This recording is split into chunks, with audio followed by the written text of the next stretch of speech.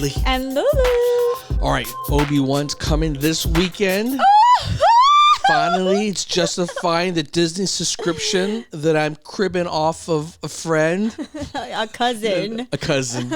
Thank you, cousin. You know, it's funny because I'm glad I'm not paying for Disney. It feels like there's only one thing ever worth watching at a time. Right. And it's just one episode at a time. But it keeps you coming back. So Obi-Wan is the one thing that's going to keep us coming back. I thought I'd share a funny story because, you know, they're releasing a bunch of stuff here at their new celebration conference for Star Wars. But I remember going to my first celebration conference like years and years ago when I was working on Star Wars. I've never been to it before. I mean, I've been to a bunch of conventions, you know, like E3 or Comic-Con, but Star Wars Celebration was like life-changing. It was probably one of the biggest highlights in terms of an emotional response that I got, because at that point I've been working on launching some secret projects of Star Wars on the mobile stuff, and we couldn't talk about it. We couldn't get like outwardly excited. Yeah. And you go to a convention and then just like Burst out. It was just like finally coming out like, ah. I mean, there's a whole bunch of little details from the whole convention. Maybe I'll do a podcast around it. Like, for instance, like I got to meet not the original guy who played Chewbacca, but this other dude who looks literally could actually make the sound, has the costume. He goes around, he does conventions. So you hire him to be your Wookie. Oh, right? So he was our Wookie, you know, demoing in front of our booth. And yeah, it's like one of the things you don't realize is like when you smell a Wookiee costume, it smells a lot like human sweat mixed with dog sweat. It was.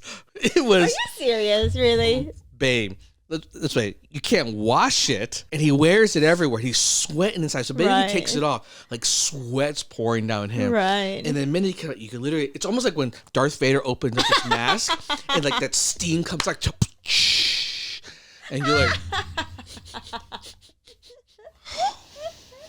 oh my God. But he was the coolest dude. You know, you start to realize Star Wars is more than just what you see. There's a sight and smell. And everything to it. All the senses. All the senses were kicked into high gear. All right. By the way, if you want some cool commentary, check out my podcast. And if you want some hotness, check out my fantasy show. That's right. Made me cry too. All right. And away we go. Obi-Wan.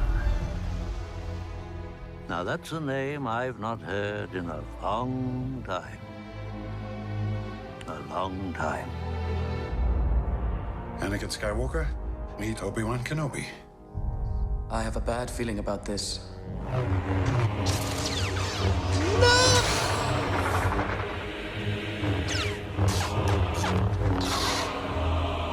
The time has come. Execute Order 66. Yes, my lord.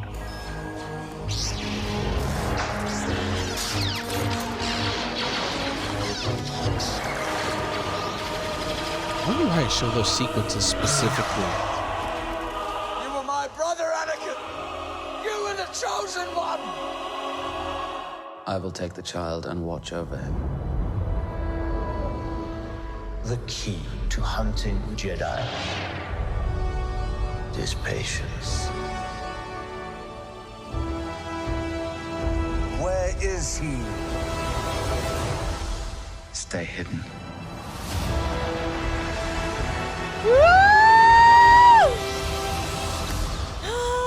I'm looking forward to this one. Yes, this one, I can feel it. I can feel it. This one's going to make you cry. I will love this one. Here's my hope. Here's my hope for this is that they're able to tie together a bunch of different like plot threads from the original. Like this is a great one for Easter eggs. Like I expect it. I want to see it. Whereas I think sometimes Star Wars overdoes it with Easter eggs and references, and they try to cobble together a story to like retro. I would like for them to like pull more in around this, just because I feel like this is designed for just driving pure nostalgia. So.